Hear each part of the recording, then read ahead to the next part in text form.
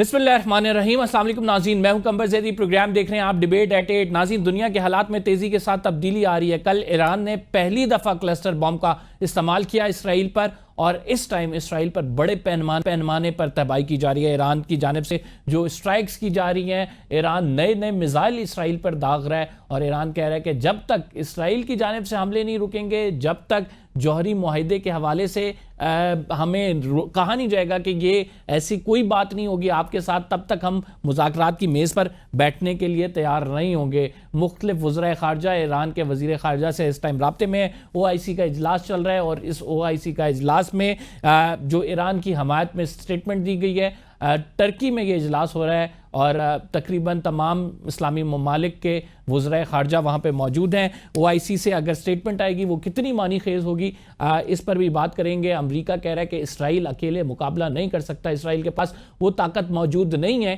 कि जिससे ईरान के जौहरी तनसीबात को टारगेट किया जा सके। क्या अमेरिका बाकायदा इस जंग में शमूलियत इख्तियार करेगा, ये भी एक जगह बड़ा सवाल है अपनी जगह। नाज़रीन, इसके साथ साथ पाकिस्तान के हालात पर भी बात करेंगे, ख़ुसूसन खैबर पख्तूनख्वा की असम्बली से जो बजट पास होना है। PTI इस टाइम ये कहती नज़र आ रही है कि वो बजट तब तक हम पास नहीं करेंगे जब तक इमरान खान साहब से मुलाकात नहीं कराई जाएगी, और अगर इमरान खान साहब से मुलाकात नहीं कराई जाती तो इस सूरत हाल में फिर फंड्स रुक जाएंगे, बजट पास नहीं होगा, एक नई मुश्किल खड़ी हो जाएगी। गवर्नर रूल की भी बातें की जा रही हैं। इस पर बात करने के लिए हमें ज्वाइन किया है PTI की सीनियर रहनुमा शाहनदाना साहिबा ने। शाहनदाना गुलजार साहिबा, बहुत शुक्रिया हमें प्रोग्राम में ज्वाइन करने के लिए। व्हाट डू यू थिंक कि अगर आप लोगों को इजाज़त नहीं मिलती इमरान खान से मुलाकात की, तो बजट वाले मामले पर क्या होगा? क्या आप बजट को अप्रूव कराएंगे? क्योंकि आप कह रहे हैं कि ज़ाहिर बात है इमरान खान साहब से अप्रूवल पहले ज़रूरी है। बहुत शुक्रिया कंबर साहब। इसमें आप दो बजट से याद रखिएगा, एक है हमारा KP का बजट, दूसरा है फेडरल गवर्नमेंट का। जो फेडरल गवर्नमेंट का बजट है वो अक्सर लोग वही घिसी पिटी बातें करते हैं, अवाम दुश्मन बजट, कमर तोड़ बजट। लेकिन अगर आप इस बजट में 3-4 मोटी मोटी चीजें देख लें, तो कोई भी इस बजट को पास करेगा वो वाकई ही एक का अदुव्वुन मुबीन खुला दुश्मन है। नेशनल असेंबली में बार बार आपको पता है तो फॉर्म 47 वाले लोग हैं, कुरान के नीचे झूठ बोलते हैं, कुरान के ऊपर हाथ रख के झूठी कस्में खाई हैं, ओथ लिए आइन पे और कुरान पे। तो इनसे तो आप कोई नेकी या सच एक्सपेक्ट करना, अपने आप से दुश्मनी करनी है। लेकिन जो उन्होंने एक बहुत बड़ा झूठ बोला कि हमने जी आम आदमी के लिए रियायत किए, तनख्वाह में हमने 58 अरब रुपए कम किए हैं। लेकिन जो ये आपको बताते नहीं है कि इन्होंने 623 यानी 623 बिलियन अरब के कर्जे और डाल दिए हैं। मैं सिंपल अल्फाज में आपको बताती हूँ, जो बंदा महीने का 30,000 कमाता है उसको उन्होंने 2,000 की टैक्स दे के छूट 10,000 उस पर खर्चा बढ़ा दिया। इन्होंने कार्बन लेवी लगा दिया है, पेट्रोलियम लेवी ज्यादा कर दिया है, आपके बिजली के बिल, खाने के बिल, हर चीज का बिल बढ़ेगा। फ्रेट सब्सिडी लगा दी, फ्रेट बिल लगा दिया है खाने पे। और मजे की बात है, जो गरीब है ना वो हर चीज 2% ज्यादा महंगी खरीदेगा।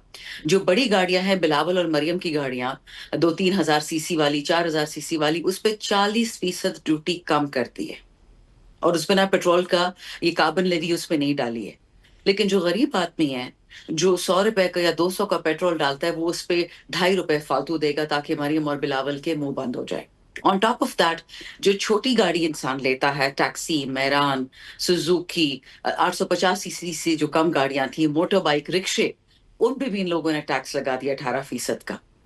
तो आप मुझे बताएं, आप मेरी जगह MNA होते, आप कभी ऐसा हराम बजट, में तो उसको हराम बजट कह रही हूँ, आप इसको पास करते? कि आपको पता है कि आपके घर में गरीब लोग भी होंगे, मुतवस्सित तबके वाले भी होंगे। इन लोगों ने स्क्वीज कर दिया है ordinary Pakistani, including middle class, जो 1% हैं, जो इलीट्स हैं, उनके लिए मराहत कर दी हैं, लेकिन बाकियों का बेड़ा गर्क कर KP से आप इसको फिर पास करने नहीं जा रहे हैं बजट जी? को? KP से बजट को आप पास करने नहीं जा रहे हैं फिर? देखें, जब तक खान साहब से मिलने का आईनी और कानूनी हक नहीं मिलेगा, ये बजट स्टॉल होगा, ये याद रखिए। अगर ये बजट स्टॉल हुआ, ये तो उनकी चालाकी है। ये तो चाहते हैं कि KPK में किसी तरीके से गवर्नर्स रूल आ जाए। وہ ہم ہونے نہیں دیں گے. یاد رکھیں خان صاحب نے کہا تھا یہ ڈفرز ہیں, نہ ان کو پڑھنے لکھنے کا, سوری وہ تو آسما جہانگیر نے کہا تھا کہ یہ ڈفرز ہیں, ان کو نہ پڑھنے لکھنے کا شوق ہے, خان صاحب نے کہا تھا, اور نہ یہ آگے پڑھ لکھ سکتے ہیں. سمون بکمن عمی فہم لا یرجعون, یہ اندھے گونگے بہرے ہیں اور یہ کبھی واپس رستے پہ نہیں آئیں گے. اب total annihilation of Pakistan is on the cards, تو کیا ہم ان کو کرنے دیں گے؟ Absolutely not. جس طرح کے مکانہ کام یہ لوگ کیے جا رہے ون آفٹر دی ادر. اور یاد رکھیں یہ نشہ بڑے بڑوں کو تھا, ہٹلر کو بھی تھا, پال پاٹ کو بھی تھا, اسٹالن کو بھی تھا, فرعون کو بھی تھا. ان کے پاس اسلحہ ہے, ان کے پاس بندوقیں ہیں, طاقت ہے, تو they can destroy people and they can destroy nations. But let me tell you, I have no confidence about any other country in the world except Pakistan. We will survive all of this, we will come on top. How? I don't quite know. لیکن اتنا میں آپ کو بتا دوں کہ خان صاحب ان سب کو اپنی انگلیوں پہ ابھی بھی نہ چاہ رہے. مجھے یہ بتائیں کہ 2829 تک تو یہ پاس کرانا ہے آپ نے, آپ کی ملاقات نہیں ہوتی ہے, تو کیا وے آؤٹ ہے آپ لوگوں کے پاس؟ ملاقات کیوں نہیں ہوگی؟ مجھے بتایا قمر صاحب, کیوں نہیں ہوگی؟ کیا جواز ہے ملنے نہ دینے؟ جیسے پہلے نہیں ملاقاتیں ہوتی رہیں, جیسے امپورٹنٹ معاملوں پہ ملاقاتیں نہیں اگر ہوتی یہ رہیں, لوگ ویسے چاہتے ہی ہیں, اگر دیکھیں ان لوگوں کو مائنز اینڈ منرلز ایکٹ چاہیے, ٹھیک ہے, خان نے کہا میں مائنز اینڈ منرلز ایکٹ نہیں مانتا. ان لوگوں نے پرومس کیا ہوا ہے کہ ہم مائنز اینڈ منرلز پاس کر کے دیں گے. جس طرح بلوچستان میں even ANP went to Balochistan, KP میں تقریر کی, بھاشن دیا کہ جی ہمارے مائنز اینڈ منرلز کو نہیں لے کے جا سکتا, اور وہی ANP جا کے بلوچستان میں بیٹھی اور انہوں نے مائنز اینڈ منرل سائن کروا دیا. اپنے ہی ہمارے میر جعفر میر صادق ہیں جو خیبر پختونخوا کی نیا ڈبونا چاہ رہے, بٹ وہ ہم ہونے دیں گے نہیں انشاءاللہ. نہ مائنز اینڈ منرلز پاس ہوگا, اور بجٹ عمران خان کی مرضی سے ہی پاس ہوگا. دس آئی گارنٹی. میں وہی کہہ رہا ہوں, آپ کی ملاقات نہیں ہوتی, عمران خان کی کوئی ڈائریکشن نہیں آتی, کچھ بھی نہیں ملاقات ہوتی. ہوگی, تو ملاقات یو ہوگی. Are certain about this fact کہ آپ کی ملاقات ہوگی اور اس کے بعد یہ بجٹ پاس ہو جائے گا, کوئی اس میں ہرڈل نہیں آئے گا؟ ہر حال میں ہوگا, ہر حال میں ہوگا.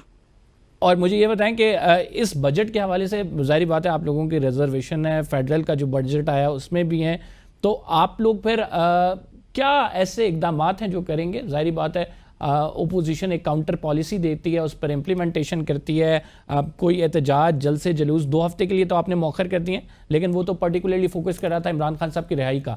آپ پہلے والے اپنے احتجاج میں کامیاب نہیں ہوئے, تو عوام کے لیے کیا کریں گے پھر؟ کون کہتا ہے ہم کامیاب نہیں ہوئے؟ We've kept these losers on their toes. 22 مئی 2025 سے لے کے آج تک ہماری موومنٹ ایک دن نہیں رکی ہے. ان لوگوں سے کہیں جو ابھی بھی جیلوں میں مارے کھا رہے ہیں, جن کو مریم اور اس کا چاچا شہباز مار مار کے ان کا بھرکس نکال دیا ہے, کوئی انشاءاللہ. دیکھیں یہ ہوائی باتیں ہوتی ہیں کہ آپ تو یہ ہو گئے, آپ تو وہ ہو گئے. آپ آن دا گراؤنڈ ریالٹی دیکھیں. فیڈرل گورنمنٹ نے تعلیم کو کتنے پیسے دیے ہیں, زرداری نے کتنے دیے ہیں, مریم نے کتنے دیے ہیں, اور خیبر پختونخوا نے کتنے دیے ہیں. ہم سے 2500 ارب اس وقت وفاقی حکومت نے چوری کیے ہیں نیٹ ہائیڈل پروفٹس کی مد میں. ہم بجلی بناتے ہیں یا ہم اس کا پیسہ نہیں دیتے. فیڈرل حکومت نے ہم سے فاٹا پاٹا مرج جیسے قبائلی علاقے کہتے ہیں جہاں کی گندی نظریں ان کی ہیں ہمارے مائنز اور منرلز, ہماری معدنیات پہ, اس کا 400 ارب فی سال یہ ہم سے روک رہے ہیں. ہمارے آئل اینڈ گیس کی رائلٹیز, تیل نکلتا ہے بلوچستان خیبر پختونخوا میں پہنچ جاتا ہے ملتان. یہ اس کے لیے ان کا کیا ہے, یہ جو ان کی فرٹیلائزر ان کی کمپنی ان لوگوں کی, فوجی فرٹیلائزر, ان کی جتنی بڑی بڑی کمپنیاں FW NLC وہ ٹیکس نہیں دے رہی ہیں. فوجیوں کا, ریٹائرڈ فوجیوں جس میں میرے خاندان بھی ہے شامل, ان سب کی پینشنز سویلین کٹی سے نکلتی ہیں. تو آپ مجھے بتائیں یہ کس منہ سے یہ کہہ سکتے ہیں کہ یہ پاکستان کے دوست ہیں, یہ وطن دوست بجٹ ہے, یا اس کو پاس کرا کہ پاکستان کی بہتری ہوگی. رہی ہمارا احتجاج, I can assure you ان کی جانیں نکلی ہیں, ورنہ ایک بندہ جیل میں بیٹھا ہوا ہے اور وہ سارے پاکستان کو ایک اشارے سے اٹھا لیتا ہے. مائنز اینڈ منرلز بل کی بات کی, اس کی منرلز کی گونج تو ہمیں اوول آفس تک سنائی دے رہی ہے, اور بہت سارے اخباروں نے یہ رپورٹ کیا کہ جو پاکستان کو کے پاس آفر کرنے کے لیے امریکہ کو ہے وہ یہ وہی مائنز اینڈ منرلز ہیں, اور یہی پاکستان بہتر طریقے سے اس پر ٹریڈ کر سکتا ہے. تو do you think it's the right step? آپ مجھے بتائیں یہ 18ویں ترمیم پھر کیوں پاس کی تھی اور کس نے پاس کی تھی؟ 18ویں ترمیم کا مطلب یہی تھا کہ صوبوں کو اپنی قدرتی جتنی بھی معدنیات ہے, وسائل ہے, ان پہ فل عبور ہوگا. پہلے ہمیں ملے گا پھر باقی صوبوں کو. یہ تو امریکہ کو دینا چاہ رہے. اور آپ کا کیا خیال ہے کہ رات کی تاریکی میں یہ نیفرائٹ, یہ کرومائٹ, یہ یورینیم سونا کہاں جا رہا ہوتا ہے؟ بلوچستان کو تو انہوں نے برباد ترباد کر دیا, اور اب چاہتے کہ خیبر پختونخوا میں بھی ہو. بلوچستان میں یہ جبری گمشدگی کیوں ہوتی ہے؟ کیونکہ پہلے کسی کے پہاڑ میں گھستے ہیں، پھر اس کے گھر میں گھستے ہیں، ان کے بیٹوں ان کی بیٹیوں کو لے جاتے ہیں. مارنگ بلوچ کدھر چھپی ہوئی ہے؟ انہی مائنز اینڈ منرلز کو عوام کا حق ہے. یہ ہماری جائیداد ہے، یہ ہماری وراثت ہے، ہماری میراث ہے. ہم کسی اور ملک کو، کسی اور صوبے کو، کسی وفاق کو دینے کو تیار. ہم سے خریدنا چاہتے ہیں تو خرید، مفت کوئی نہیں لے گا. یہ تو وہ بات ہوئی نا کہ جی بس گندم جو ہے پنجاب کا، سندھ کا سبزی، سندھ کا فروٹ، جی بی کا پانی، جی بی کے پہاڑ، بس وہ سب ہم پنجاب کو، مریم اور شہباز کو پکڑا دیں. ایسا کبھی نہیں ہوگا، کبھی بھی نہیں ہوگا. یا قانون ہے یا قانون نہیں ہے، یا آئین ہے یا آئین نہیں ہے. آئین صرف عمران خان، خیبر پختونخوا اور پی ٹی آئی کے لیے نہیں ہے، آئین سب کے لیے برابر ہے. اور اگر ان کو فورن انویسٹمنٹ چاہیے تو انہوں نے جو قانون پاس کرنے کی کوشش کی ہے، آپ نے اس قانون کی کاپی دیکھی ہے؟ ایک نظر دیکھ تو لیں. ایسٹ انڈیا کمپنی دوبارہ پاکستان میں بلا رہے ہیں. ہمارا فائدہ ہے اس میں غلامی میں؟ یا کیسی بات کر سکتے ہیں کہ غلامی میں ہمارا فائدہ ہے؟ مجھے یہ بتائیں کہ امریکہ میں جو احتجاج ہوا، ایک تو کیا پارٹی اس کو اون کرتی ہے؟ اس بات پہ ہی آپ لوگ ڈیوائیڈڈ ہیں. دوسری بات یہ ہے کہ آپ کا جو پرپس تھا کہ وہاں پہ روکا جائے ملٹری اسٹیبلشمنٹ کو، ایک سیٹ بیک ہو. ملٹری اسٹیبلشمنٹ کے جو چیف ہیں وہ تو وہاں پہ اوول آفس میں ان کو بلا کے لنچ کرایا جا رہا ہے. پھر آپ کا احتجاج، وہ پروٹیسٹ کہاں پہ سٹینڈ کرتا ہے؟ دیکھیے، میرا وہ احتجاج نہ پہلے تھا اور نہ آج ہے. ہمارے اوورسیز پاکستانیز، انہوں نے اوورویلمنگلی پی ٹی آئی اون نہیں ٹرمپ کو کرتی ہے اس سپورٹ. احتجاج کو. سوری، پی ٹی آئی اون نہیں کرتی ہے اس احتجاج کو. Can I please complete? آپ نے سوال پوچھ لیا نا، اب جواب سن لیں میرا. آپ کو جب یاد ہے جب الیکشن تھا ڈونلڈ ٹرمپ کا، تو یہی سوال ہم سے بار بار پوچھا جاتا تھا کہ پی ٹی آئی کا کینڈیڈیٹ ٹرمپ ہے، کیونکہ احسن اقبال نے ایک بہت ہی عجیب سی ٹویٹ کی تھی کہ مودی، ٹرمپ اور عمران خان ایک ہی ہیں. اب میں ڈیر کرتی ہوں احسن اقبال کو کہ یہ جو اس نے ٹویٹ کی ہے، جواب دے اس کو، ہمارے چیف آف آرمی اسٹاف کو، جس تک امریکہ میں بیٹھے ہوئے، کہ اس نے کیا کہا ہے کہ ٹرمپ عمران خان کا سگا بھائی ہے. تو پھر چیف آف آرمی اسٹاف کیا کر رہے ٹرمپ سے مل کے؟ پہلی بات. دوسری بات، مجھے آپ یہ بتائیے، جب پی اے سی پاکستان اور امریکن، جو ہمارا پی اے سی پیکج سے بولتے ہیں، وہ جب جو ڈونلڈ ٹرمپ کو ووٹ دے رہے تھے، بار بار یہ کہا جا رہا تھا کہ جی یہ پی ٹی آئی کا ووٹ ہے. اوورسیز پاکستانی وہ لوگ ہیں جو آپ کو ہر سال عمران خان کے بعد سے 32 سے 38 ارب ڈالر پاکستان پھینکتے. اتنا ہمارا انڈسٹری نہیں کماتی جتنا اوورسیز پاکستانی بھیجتے ہیں. ان کی اپنی مرضی، وہ امریکن سٹیزنز ہے، اور وہ جہاں چاہیں جیسے چاہیں پروٹیسٹ کرتے. بالکل اس میں پی ٹی آئی کے لوگ ہوں گے، کیوں نہیں ہوں گے؟ کیونکہ وہ بھی پی ٹی آئی لوگ امریکن پاسپورٹ ہولڈرز ہیں. تو اگر آپ مجھے یہ کہہ رہے ہیں کہ جو لوگ عمران خان سے محبت کرتے ہیں اور ان کا پاسپورٹ ہے امریکن، تو وہ نہ آتے اس پروٹیسٹ میں کون ہے تو کسی کو روکنے والی؟ میں تو پاکستانی پاسپورٹ ہولڈر ہوں، I am not an American passport holder. میں تو اپنے خالہ، اپنے بھائی کو نہیں منع کر سکتی، تو میں امریکن پاسپورٹ ہولڈرز کو کیا منع کروں گی؟ علیمہ خان صاحبہ کہتی ہیں کہ جب بھی عمران خان صاحب کے نکلنے کے لیے تحریک کی باتیں شروع ہوتی ہیں تو تاریخیں دینا شروع ہو جاتے ہیں لوگ، اور اب کی بار میں ان لوگوں کو ایکسپوز کروں گی، ان کے نام لوں گی. ڈو یو تھنک ایسا ہی ہوتا ہے کہ جیسے ہی عمران خان صاحب کے نکلنے کے حوالے سے کوئی تحریک دم پکڑتی ہے تو فوراً سے پہلے آپ لوگوں کی جماعت کے کچھ لوگ یہ کہنا شروع ہو جاتے ہیں بس ایک ہفتے کی بات ہے، عمران خان صاحب باہر آ رہے ہیں؟ دیکھیں، آپ کو یاد ہوگا 4 اکتوبر کو ایک بہت بڑی تحریک سی ایم لے کے آئے تھے اسلام آباد، اور اگر یاد میں اس میں خان صاحب کی دو بہنیں علیمہ خان صاحبہ اور ڈاکٹر عظما کو نہتی اریسٹ کیا تھا آرٹیکل 144 میں. 2 خواتین تھیں اور 5 لوگوں کے ایف آئی آر میں ان کو ڈال دیا تھا ڈی چوک میں. اور وہ جلسہ کیوں ہوا تھا؟ وہ صرف اس لیے ہوا تھا کہ 26ویں آئینی ترمیم نہیں ہونی چاہیے. پہلے مجھے لگتا ہے کہ جن لوگوں نے 26ویں آئینی ترمیم میں مدد کی، زرداری کی، نواز کی، سب سے پہلے ان سے حساب کتاب کیا جائے جو ملک سے باہر بیٹھے ہیں بھگوڑے، ان کو واپس بلائیں. بالکل علیمہ خان صاحبہ ٹھیک کہہ رہی ہیں، سب کا حساب کتاب ہونا چاہیے، لیکن حساب کتاب صرف ایک صوبے کا یا ایک انڈیویجول کا نہیں ہوگا، وہ اکراس دا بورڈ ہوگا. جتنے لوگ اپنے آپ کو پارٹی پوزیشنز ہولڈر کہتے ہیں، جو 26 نومبر کو نہیں پہنچے اسلام آباد ڈی چوک، ان سے بھی حساب کتاب، سوال جواب ہونا چاہیے.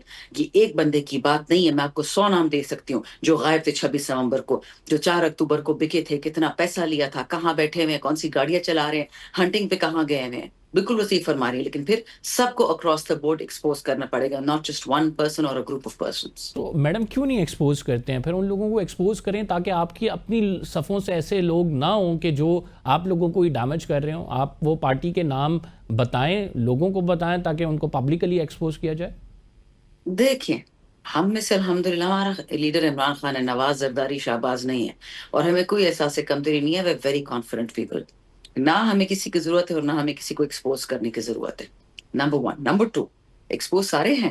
آپ اگر بٹوین دا لائنس پڑھیں آپ کو سمجھ آ جائے گی کون کتنے پانی میں کھڑا ہے. دیکھ لیجیے گا کہ کون خان کے حق میں کس جلسے میں نکلا ہے، کہاں نکلا ہے، کہاں تک بیٹھے، آپ کو تصویروں سے پتہ چل جائے گا. تیسری بات، ایکسپوز کرنے کو تو اب تو سوشل میڈیا ٹویٹر بھرا ہوا ہے. جو خان کا نام استعمال کر کے سمجھ رہے ہیں کہ پریس کانفرنس کر کے واپس آ جائیں گے، خواب دیکھ رہے ہیں. ہاں خان نے ان کو واپس لیا خود ہی تو وہ الگ بات ہے. چوتھی بات یہ یاد رکھیے گا، جب تک میرے جیسے لوگ، شہریار جیسے لوگ، جنید جیسے لوگ اور بہت سارے لوگ میں آپ کو بتا سکتی ہوں، عمیر نیازی ہو گئے، احسن جمال ہو گئے، امیر سلطان، ہمارے بہت بھائی بہن، ڈاکٹر بیچارہ عمر چیمہ، ڈاکٹر یاسمین، انیکا مہدی، ایسے ایسے لوگ ہیں. ہم خان کے لیے 10 لوگ بھی پورے سیسا پلائی دیوار. ہمیں کسی کے ساتھ الجھنے کی ضرورت ہے نہ بات کرنے کی ضرورت ہے. یہ تو بیچارہ بھٹو صاحب تک ساری پارٹی بک گئی تھی اور سب اچھا تھا till the day he was hashed. ہم تو ہر کسی کے گلے پڑتے ہیں. مجھ پہ ابھی ایک اور 2 پرچے کٹے، 45 مجھ پہ پرچے کٹ چکے ہیں تمام دہشت گردی کے، اور دہشت گرد گھوم رہے ہیں. پھر نارتھ وزیرستان میں اس وقت اٹیک ہوا ہے. محسن داوڑ کی ٹویٹ آئی ہے، اس دن علی وزیر نے انٹرویو دیا کہ جنرل باجوہ نے ہمیں کہا تو عمران خان کو ہٹا دو تو میں سارے پختونوں کے جو مسائل ہیں، یہ ڈرون اٹیکس، یہ ان کی مائنز اور منرلز پہ قبضے جو ہیں، میں ختم کر دوں گا. کدھر ہے وہ جنرل باجوہ؟ علی وزیر کہتا ہے مجھے بھی جیل میں ڈال دیا، دھوکہ کیا ہم سے اس نے. ڈونٹ یو وری، جو آستین کا سانپ ہے وہ تو سب سے پہلے انشاءاللہ اس کا سر کٹے گا. بس آخری سوال آپ سے، اسرائیل کے معاملے پر عمران خان صاحب کا ٹویٹ نہیں آیا، اس پہ کافی بحث ہو رہی ہے سوشل میڈیا پہ، تو کر دیں ایک ٹویٹ عمران خان صاحب کا جو سوشل میڈیا ہینڈل ہے اس سے کیوں نہیں کر رہے ہیں؟ 2 باتیں کمبر معذرت کے ساتھ. ڈفرز کی نیشن ہے، ڈفرز انک ہے. فلسطینی لوگوں کی آواز تو آپ کے لیے ہوگی نا قابل قبول. فلسطینی لوگوں کی میں آپ کو ٹویٹس بھیج دیتی ہوں کہ اگر عمران خان جیل سے باہر ہوتا تو فلسطین میں جینوسائیڈ نہ ہوتا. پہلی بات. نواز شریف زرداری کسی کا نام انہوں نے عمران خان کا نام لیا. دوسری بات، میں ہر روز اسمبلی جاتی ہوں، میں فلسطین کا جھنڈا پہن کے جاتی ہوں کیونکہ عمران خان نے بولا ہے کہ پہنوں. تیسری بات، عمران خان کی ٹویٹس تو ان لوگوں نے اس طرح دبا دیے، سیکویسٹر کر دی. میرا اکاؤنٹ کتنے عرصے سے شیڈو بین ہے، میں ٹویٹ کرتی ہوں نظر نہیں آتی، میں انٹرویو دیتی ہوں میرے انٹرویوز دبائے جاتے ہیں. اور عمران خان کی میں آپ کو ابھی 50 ٹویٹس بھیج دیتی ہوں جو انہوں نے کہا ہے اسرائیل کے خلاف، فلسطین کے حق میں. آپ کا کیا خیال ہے جیسے ہماری حکومت گرائے گی 2022 میں، ایک ڈیلیگیشن منشا لے کے گیا تھا ہندوستان مودی سے بات کرنے، دوسرا ڈیلیگیشن جنرل مشرف کا ایک بندہ تھا وہ لے کے گیا تھا اسرائیل کی، جی ہم دوستی کرنے کو تیار ہیں. جنرل باجوہ نے اور اس کی ٹیم نے اگری کیا تھا کہ the only man standing between Pakistani acceptance of Israel is Imran Khan. تو جب یہ باتیں میڈیا والوں کو پتا ہے، آپ کو کیسے نہیں پتا کہ عمران خان کو تو نفرت ہے with the state of Israel؟ ہم سب کو ہے، یہ بات درست ہے ہماری کہ آئین میں لکھا ہوا ہے. عمران خان صاحب اس بلکہ آپ ٹائم بھول جو گئے ہیں ہے، انوار اللہ کاکڑ اس صاحب نے ٹائم کیا بات عمران کہی خان تھی صاحب کی کہ جی حکومت نے آئین بڑا قرآن سٹینڈ نہیں لیا ہے، تھا اور آئین عمران قرآن خان صاحب نہیں ہے. اسرائیل کو تسلیم کرنے کے مخالف تھے. یہ بات آئی نو دیٹ، بہت سارے ایسے ساری دنیا کو سورسز پتا جن ہے. سے ڈائریکٹلی ہماری بات ہوئی ہے، اس بات کی میں آپ کی تصدیق کروں گا. بہت شکریہ شاندانہ صاحبہ ہمارے ساتھ موجود تھی. ناظرین ہم پروگرام میں ایک چھوٹا سا بریک لے رہے ہیں. We will be right back after this short break. آپ کا مجھے ویلکم بیک. ناظرین ہمیں اسٹوڈیو میں جوائن کیا ہے محمد حسین باقری صاحب نے. تہران میں ان کا تھنک ٹینک ہے اقبال فورمز کے نام سے. ہمارے ساتھ موجود ہیں بریگیڈیئر حارث نواز صاحب، دفاعی تجزیہ کار ہیں. آپ دونوں معزز مہمانی گرامی کا شکریہ. اسٹارٹنگ فرام یو محمد حسین صاحب، وٹ ڈو یو تھنک کہ ابھی تک اسرائیل کو کتنا نقصان پہنچ چکا ہے ایران نے جو ریٹیلیشن کی ہے؟ بسم اللہ الرحمن الرحیم. سب سے پہلے آپ کا شکریہ جو مجھے بھی دعوت دی اس پروگرام میں.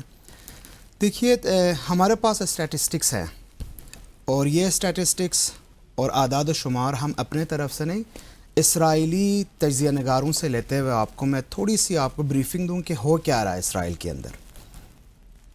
آپ کو پتہ ہے ایران کا رقبہ اسرائیل سے 75 گنا زیادہ ہے اور اس کی جو آبادی ہے 10 گنا زیادہ ہے. اس جنگ میں ایلون مزراحی کے نام سے ایک تجزیہ نگار ہے جو ہبرو میں وہ ٹویٹ کرتے ہیں، ہم اس کو فالو کرتے ہیں اور اس کی چیزیں پڑھتے ہیں. ان کا لکھا ہوا میں آپ کو سناتا ہوں کہ ایرانی میزائل حملوں کے باعث اسرائیل کے معیشت کو روزانہ تقریباً $1.5 ارب کا نقصان ہو رہا ہے روزانہ. اور خدمات کا شعبہ اٹس ویری ہیوج، اور خدمات کا شعبہ جو اسرائیلی معیشت کا 2/3 حصہ بنتا ہے وہ تقریباً مفلوج ہے. ان کا بقول اسرائیل کا سرکاری قرضہ اب تقریباً $380 ارب تک پہنچ چکا ہے. ان کا کہنا ہے دنیا کی سب سے بڑی کنٹینر شپنگ کمپنی جو میرسک ہے وہ بندرگاہ حیفا پر اپنی سرگرمیاں معطل کر دی ہے. معیشت کو شدید دھچکا پہنچتا ہے کیونکہ اسرائیل کی درآمدات اور برآمدات کا بڑا حصہ کنٹینر کا ذریعہ ہوتا ہے. لاسٹ سینٹنس ہے ایران ایک تدریجی حکمت عملی کے تحت اقتصادی طور پر اسرائیل کا گلا دبا رہا ہے اور اسی وجہ سے اسرائیل کی جو معیشت ہے وہ بالکل تباہی کی طرف جا رہی ہے. لوگ کام پہ نہیں جا رہے ہیں, سڑکوں پہ ہیں یا ٹنلز میں ہیں یا بنکرز میں ہیں, تو یہ تو بہت شدید نقصان ہوا. اس کے ساتھ ساتھ جب آپ ملٹری پوائنٹ آف ویو سے دیکھتے ہیں, اسرائیل سوچتا یہ تھا کہ میں ایک رات کے اندر ان کی ایلیٹ کلاس کو جو کہ ان کے کمانڈرز ہیں اور ان کے سائنٹسٹ ہیں ان سب کو اسیسینیٹ کروں گا اور اگلے دن لوگ سڑکوں پہ آئیں گے, بات ختم ہوگی. ٹھیک ہے, پہلے دن ایران کی انٹیلیجنس پوائنٹ آف ویو سے ایک بہت بڑا فیلئر ہوا, لیکن آپ اگلے دن سے آج تک دیکھ لیں کہ آج 8واں اور 9واں دن جا رہا ہے کہ ایران بہت بہترین طریقے سے اس کا مقابلہ بھی کر رہا ہے اور ساتھ ساتھ خود ہبرو والے کہہ رہے ہیں کہ اپنے زبان میں ان کے ڈیفنس سسٹم ختم ہوتا جا رہا ہے. ٹھیک, بریگیڈیئر صاحب وٹ ڈو یو تھنک کہ رجیم چینج آپریشن کی جو باتیں ہو رہی ہیں, جو کہ ایک منصوبہ تھا, رجیم چینج آپریشن کرایا جائے گا, آیت اللہ خامنہئی کو ٹارگٹ کیا جائے گا, آپ سمجھتے ہیں یہ کامیاب ہو پائے گا؟ دیکھیں میرے خیال میں یہ اسرائیل کو امریکن کو سمجھ ہی نہیں ہے کہ جو ایرانین ہیں نا, دے آر ویری ریزیلینٹ قوم, نیشنلسٹ ہیں, محب وطن ہیں, اس پہ کوئی کمپرومائز نہیں کر سکتے وہ. ٹھیک ہے, انہوں نے سمجھا یہ عراق ہے یا لیبیا ہے یا سیریا ہے, جتنا ان پہ پریشر ڈالیں گے اتنے اکٹھے ہوتے جائیں گے, اور یہ انہوں نے کر کے دکھایا ہے. پوری دیکھیں کتنا لوگ اکٹھے ہو جاتے ہیں 1 منٹ کے اندر, اور وہ موت سے اللہ نہ کرے نہیں ڈرتے ہیں. مسلمان ملک ہے, دے جسٹ لائک پاکستانی, جو ہم نے مار کے حق میں کیا ہے اسی طرح وہ کر رہے ہیں. سیکنڈ یہ کہ یہ تو 40 سال سے کوشش کر رہے ہیں کہ ان کو ہم یہاں سے چینج کر دیں, نئی رجیم لیں, رضا شاہ پہلوی کے بیٹے لے ہیں, اپنی مرضی کی حکومت بنا لیں, تو وہ اس پہ کامیاب نہیں. ابھی تو سوال ہی پیدا نہیں ہوتا کہ وہ کر سکتے ہیں. ان کی پوری کوشش یہی تھی کہ کسی طریقے سے ایران کے نیوکلیر کو ختم کریں, ایران کی میزائل ٹیکنالوجی جو بنانے کی کیپیبلٹی انڈیجنس اس کو ختم کریں, اور اس کے بعد رجیم چینج کریں. رجیم چینج میں اپنی مرضی کی حکومت بنائیں, اور پھر عراق, لیبیا, سیریا کی طرح ان کے آئل فیلڈ پر, ان کے گیس فیلڈ پر قبضہ کریں, بڑا مزے سے ایران پہ قبضہ کر کے بیٹھ جائیں, جو کہ ایران نے ہٹا دی. اس لیے ایران نے, دیکھیں انہوں نے ان کو ریڈ نہیں کیا. ایران کو پتا تھا کہ میرے ساتھ ایک دن یہ ہونا ہی ہونا ہے, تو اس نے اپنی پوری تیاری کر کے رکھی. اس نے جو یہ میزائل ٹیکنالوجی میں چاہے بیلسٹکس ہوں یا کروز ہوں یا ہائپر سونک ہوں یا ڈرونز ہوں, انہوں نے اپنی انڈیجنس پروڈکشن کی, چاہے نارتھ سے ٹیکنالوجی لی, اور انہوں نے ابنڈنس بنا کے تیار کر کے انہوں نے اسرائیل کو سرپرائز کیا. دیکھیں Israel is a small country, Iran is a big country, لینڈس کے پاکستان 2-2.5 گنا بڑا ملک ہے. اس کا مطلب ہے کہ اگر 100 میں سے 20 میزائل بھی اسرائیل میں گرتے ہیں نا, اس کی زیادہ تباہی ہے, زیادہ اس کا ہراسمنٹ کا افیکٹ ہے, زیادہ ڈیمیج لاس ہے. ان کے لوگ مرنے سے کیلوریز کے بڑے سینسٹیو ہیں. ہم ایران کے لوگ مسلمان ہیں, ان کا اپنا ایک عقیدہ ہے, اور وہ بہت بڑا ملک ہے, وہ سسٹین کر لیں گے, یہ نہیں سسٹین کر. اس لیے وہ پوری کوشش کر رہے ہیں کسی طریقے سے امریکہ کو اس وار میں گھسیٹیں تاکہ اس کو جلدی end. They can't go for prolonging war. Iran کو سوچنے کی بات ایک ہی ہے کہ they should never think of attacking جو امریکن اسٹیٹس ہیں مڈل ایسٹ میں, وہاں بالکل نہیں جانا چاہیے, کسی حالت میں نہیں جانا چاہیے. یہ اسرائیل کے لیے اپرچونٹی ہوگی کہ وہ امریکہ کو ڈریگ کرے گا اور پھر امریکن آ جائیں گے. They should remain focus on Israel. یہ بیسٹ اسٹریٹجی ہے جو یہ کر رہے ہیں. اور میرے خیال میں امید مجھے کہ 2 ہفتے کے اندر کہیں نہ کہیں اب ڈی ایسکیلیٹ ہو جائیں گی. امریکن کی کافی تھنکنگ, چیف آرمی اسٹاف جب فیلڈ مارشل سے ملے ہیں, انہوں نے بریف کیا ہے, تو کافی حد تک ان کی سوچ بدل گئی. باقی صاحب آپ کیا سمجھتے ہیں کہ اگلے ہفتے میں ڈی ایسکیلیٹ ہونے کے کوئی چانس ہیں؟ دیکھیے میں تھوڑا اس میں اختلاف کر سکتا ہوں. میری رائے میں ایران کے ساتھ جنگ ٹرمپ کی ترجیح نہیں تھی اور ابھی بھی نہیں ہے, لیکن یہ جو نیو کانز ہیں اور اسرائیل کی حامیوں سے بھر گیا ہے وائٹ ہاؤس, یہ ایک سادہ مزاج انسان کو تبدیل کرنے میں اتنا ٹائم نہیں لگتا. غالب امکان یہ ہے کہ ان کو یہ پکچر بیچا گیا ہو کہ ایران کی عسکری اور سائنسی قیادت کو ابتدائی دن میں آپ ختم کر دیں, اس کے بعد لوگ سڑکوں پہ آئیں گے اور پھر ہوگی رضا شاہ کی حکومت. اس منصوبے کے تحت شاہ ایران کا جو بیٹا ہے امریکہ میں بیٹھا ہوا ہے, اس کو انہوں نے ٹی وی پہ لے آئیں, رضا پہلوی کو, اور اس کے بعد پہلے 100 دن کے خاکہ بھی اس نے منتشر کیا کہ میں یہ کروں گا ایران کے اندر پہلے 100 دن میں. اور پھر انہوں نے یہ سوچا کہ 2-3 دن کے اندر بغاوت ہوگی اور ایرانی لوگ سڑکوں پہ آئیں گے, رجیم چینج ہوگا. رضا پہلوی کے حوالے سے ایران میں سینٹیمنٹس کیسا ہے؟ اس کی تو بڑی پکچرز وائرل ہو رہی ہیں, وہ دیوارے گریا پہ گیا ہوا ہے جو ہے. دیکھیں بات یہ ہے کہ میڈیا آپ کو پتہ ہے کہ جوئش کے ہاتھوں میں, لیکن جو ریالٹیز ہیں, اگر میں کہتا ہوں 10-15% پاپولیشن اس کے ساتھ جنگ سے پہلے دیتے بھی تھے, اب ان کی آپ ٹویٹس چیک کریں کہ یہ غدار ہے اور اس کو تو سزائے موت ہونا چاہیے. اس نے میرا خیال یہ گیا ہاتھ سے, اس نے یہ اسٹریٹجی لے کے اسرائیلیوں کا ساتھ دے کے یہ تقریباً ایران سے فارغ ہو گئے. کوشچن یہ کہ آیت اللہ خامنائی کے حوالے سے بھی کافی ریزسٹنس تھی ایران کے اندر, مطلب ان کے ڈیسیجنز کے حوالے سے یہ سمجھتے تھے ایرانی لوگ کہ ہمیں جو ہے آزاد ہونا چاہیے اور ایک گھٹن کا ماحول ہے. اس میں کیا تبدیلی آئی ہے؟ دیکھیں ایسا ہی ہے واقعی. میں تو پچھلے 30 سال سے رہ رہا ہوں ایران میں. چاہنے والے بھی بہت ہیں, لیکن اس کے ساتھ ساتھ اسپیشلی جو نیو جنریشن آئی ہے, انہوں نے ایک بغاوت بھی سٹارٹ کی تھی, اسپیشلی وہ مہسا امینی کے بعد, کہ ہمیں فریڈم چاہیے. حال کہ آپ اگر تہران کی سڑکوں پہ آئیں آج کل, آپ کو حجاب اتنا نظر نہیں آتا جس طرح ہم لوگ سوچ رہے ہیں پاکستان کے اندر. بالکل بڑے ان کے ساتھ کوپریشن کیا جا رہا ہے گورنمنٹ کے سائڈ سے. لیکن ریالٹی یہ ہے کہ جنگ کے بعد جو خامنئی صاحب کی سپورٹرز اور ان کی فیور میں جو لوگ ٹویٹس دے رہے ہیں, ایون ان کے جو دشمن اور مخالف ہوتے تھے, وہ بھی ابھی دیکھیں. ایرانی قوم, میں آپ کو ایرانیوں کے بارے میں ایک چھوٹی سی مثال دیتا ہوں. ایرانی قوم ایسی قوم ہے, ان کے پاس ایک سالن ہوتا ہے, اس کو کہتے ہیں قورمہ سبزی. یہ بڑا فیمس ڈش ہے ایران میں. کسی گھر پہ جائیں آپ کہیں مجھے قورمہ سبزی چاہیے, لیکن اس کو بنانے کے لیے ایک ایرانی خاتون دوپہر کو 2 بجے اسٹارٹ کرتا ہے, اگلے دن 2 بجے وہ تیار ہوتا ہے.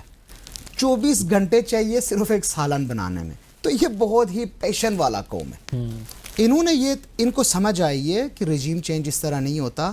خامنئی صاحب کے بالکل وہ ساتھ دے رہے ہیں. صرف اس کا یہ نہیں مطلب کہ خامنئی صاحب کی ہر بات سے یہ متفق ہے, نہیں. وہ کہتے ہیں لیڈر ہے, کسی فورن انٹرونشن کو وہ برداشت کرنے کے لیے تیار وہ اگر چاہیں تو خود چینج کریں, لیکن باہر سے. ایک چھوٹا سا بریک لینا ہے, we will be right back after this. اس کے بعد بریگیڈیئر صاحب سے کلسٹر بومنگ کے حوالے سے سوال کریں گے. ویلکم بیک ناظرین. خبریں یہ ہیں کہ ایران نے کل پہلی دفعہ کلسٹر بوم کا استعمال کیا ہے. بریگیڈیئر صاحب, وٹ ڈو یو تھنک, اگر کلسٹر بومنگ کی گئی ہے اسرائیل پہ, یہ بات کس طرف جا رہی ہے؟ دیکھیں ایران کے پاس ویرائٹی آف یہ بامز ہیں, بیلسٹک بھی ہیں, کروز بھی ہیں, اور ہائپر سونک. تو ان کے بعد آپ کو پتہ ہے کہ خیبر شکن, اور دوسرا ان کے پاس جو ہے فتح.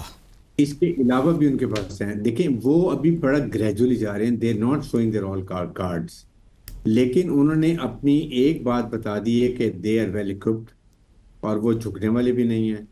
اور سیکنڈ, اسرائیل کو پتہ چل گیا کہ ان کے بس کی بات نہیں ہے ایران کو کنٹرول کرنا, اور وہ اس لیے پورا زور لگا رہے ہیں کہ پریزیڈنٹ ٹرمپ جو ہے وہ کسی طریقے سے لڑائی میں کود پڑیں. اور اگر وہ کودیں گے تو وہ یہی تھا کہ پہلے وہ جائیں گے جو ان کے فردو میں ان کا نیوکلیئر سائٹ ہے جو بہت ڈیپ ہے, وہ اس کو کریں گے کہ ڈیزی کٹرز, پھر اس کے بعد بنکر بسٹرز جو ان کے میزائل ہیں, میسو جو ان کے آرڈیننس پینیٹریٹرز ہیں, وہ بیٹ 52 کے تھرو.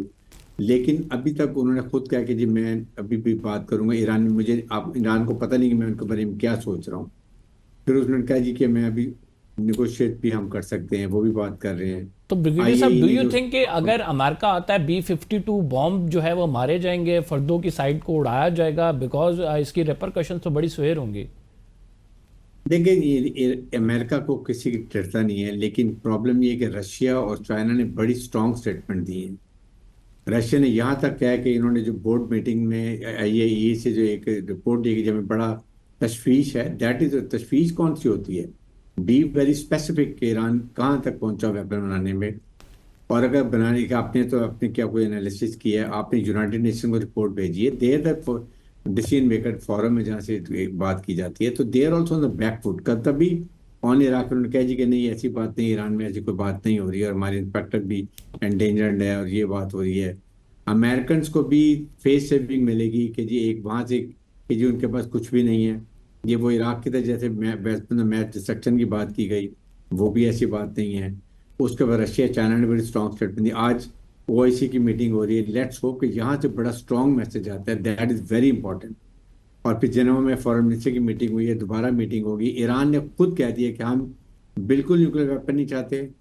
ہمارے لیڈر نے, ہمیں اسپرچل لیڈر نے کہہ دیا کہ یہ اسلام کے بھی خلاف ہے, اور ہاں we are open to all inspection کے, لیکن پہلے آپ سیز فائر کریں وچ از a normal way, and then بیٹھ کے بات کریں. یہ تو نہیں کہ آپ کورشن میں زبردستی تو نہیں کریں گے. آپ بات پہلے آپ سیز فائر کرتے ہیں and then you sit on the table. آپ لڑائی بھی کریں اور نقصان بھی پہنچائے, اس کے بعد ٹیبل ہو, تو ایسے بات نہیں ہوتی ہے. سو جو اگریسر ہے وہ تو ایکسیپٹ کریں کہ اگریسر ہے. یہی فارن منسٹر نے بات کی ہے. اگریسر کی بات چھوڑنے پر اس دفعہ ایران کو بڑی سوچ سمجھ کے 19-20 کہیں گیو اپ کرنا پڑتا ہے نیوکلیر کے اوپر, اور اپنے ملک کو بچا لیتے ہیں, اپنے آئل فیلڈ گیس فیلڈ کو بچا لیتے ہیں, اپنے نیوکلیر سائٹس کو, یہ اپنی میزائل ٹیکنالوجی کی فیکٹریز کو بچا لیتے ہیں, عوام کو بچا لیتے ہیں. That would be a sane decision. Yeah, yes, you are absolutely right. اب باقی سب آپ کیا سمجھتے ہیں؟ ایک تو ہمیں تھوڑا سا ڈیٹیل دے دیں, چونکہ آپ کا تھنک ٹینک بھی اس پہ کام کرتا ہے. رائٹ ناؤ ایران کی جو اسٹرائکس تھیں, کس کس شہر کو ٹارگٹ کیا گیا ہے وہاں پر؟ کیونکہ بہت ساری انفارمیشن اور بہت ساری فوٹیجز تو آ رہی ہیں, لیکن اٹ وڈ بی بیٹر کہ آپ وہ پوری ڈیٹیلز ہمارے ساتھ شیئر کر دیں. دیکھیں, ابھی تک جو ایران کی میزائلوں نے حیفا تل اویو کے اوپر ہٹ کیا ہے, اس میں تقریباً 16 مین سینٹرز ہیں, جن کا میں صرف نام لیتا ہوں. اور ان میں سے موساد ہیڈ کوارٹر ہے, یونٹ 8-2000 ہے, رافائل کمپنی ہے, اسرائیل منسٹری آف وار ہے, نیوکلیئر ریسرچ سینٹر ہے, کریات گات انڈسٹریل سٹی ہے, وائز مین سائنٹیفک سینٹر ہے, حیفا پورٹ انفراسٹرکچر ہے, الجلیل بیس ہے, ٹیلنوف ایئر بیس ہے, زاناٹائم ایئر بیس ہے, اوات ایئر بیس ہے, حیفا آئل ریفائنری ہے, ہیدرا پاور اسٹیشن ہے, اور کریات بیس ہے. یہ 16 ایسے جگہ ہیں جن کے اوپر ایرانی میزائلز گرے ہیں, اور یہ بالکل برباد ہو چکی ہے. اگر آپ کل صبح کی جو میزائل تھی سجیل 2 کے نام سے انہوں نے جو فائر کیا ہے, for the first time they have use MIRV kind of missiles. اس کو کہتے ہیں کہ یہ multiple independently targetable re entry vehicles ہے. اس کی جو ہیڈ وار میں ایک بم ہے, لیکن وہ زمین پہ تقریباً 8 کلومیٹر پہنچنے سے پہلے یہ دھماکہ ہوتا ہے, اور اس میں سے 26 مور وار ہیڈز آتے ہیں, اور جتنے بھی بلڈنگز اس کے پاس ہے وہ سارا ویران ہوتے ہیں. ایران نے صرف ایک ہی فائر کیا اس طرح کا میزائل. اسرائیلی کہتے ہیں ان کے پاس 2000 سے 3000 سجیل ہے. تو آپ یہ دیکھ لیں کہ یہ جو میزائل استعمال کر رہے ہیں پر ڈے 30-35 میزائل سینڈ کر رہے ہیں, یہ اکثر ان کا میزائل دوسرے اور تیسرے درجے کا میزائل ہے, اور وہ صرف اس لیے فائر کرتے ہیں تاکہ جو اسرائیل کے انٹرسیپٹرز ہیں وہ آگے ان دوسرے اور تیسرے نسل کے ساتھ انوالو ہو, اور ان کی سجیل میزائل جو لیٹسٹ ماڈل میزائل ہے وہ آ کے حیفا یا جہاں پہ ان کی پریسیجن گائیڈڈ ٹارگیٹس ہے اس کے اوپر گرے.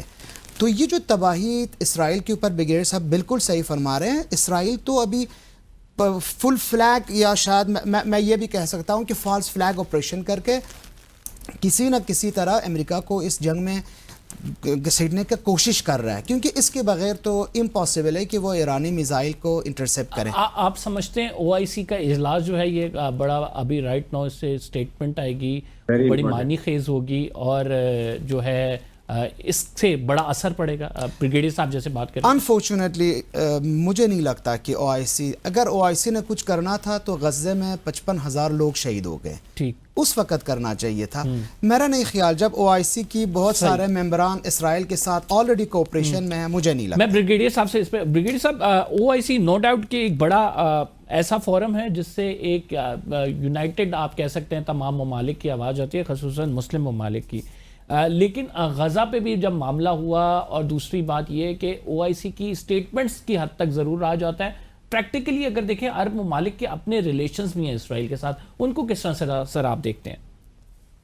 دیکھیں بات غزہ میں جب تھے نا, تو وہ بیچارے غزن مجبور پیلسٹینینز ٹھیک ہے، اللہ کے علاوہ کوئی ان کی مدد پہ نہیں تھا. ایران نے بڑی کوشش کی حزب اللہ کے تھرو، حماس کے تھرو، ہوتیز کے تھرو، جو کر سکتے تھے کیا. اور دیکھیں نا، ایران نے بھی، اسرائیل نے بڑا سوچ سمجھ کے کیا ہے. اس نے پہلے حزب اللہ کو کمزور کیا، حماس کو کمزور کیا، ہوتیز کو کمزور کیا، سیریا میں جا کے سیریا پہ قبضہ کر لیا، جہاں سے یہ ایران اپنی پراکسیز کو سپورٹ کرتے تھے، ویپن ایمونیشن کو دیتے تھے، وہاں بلاک لگا دیا.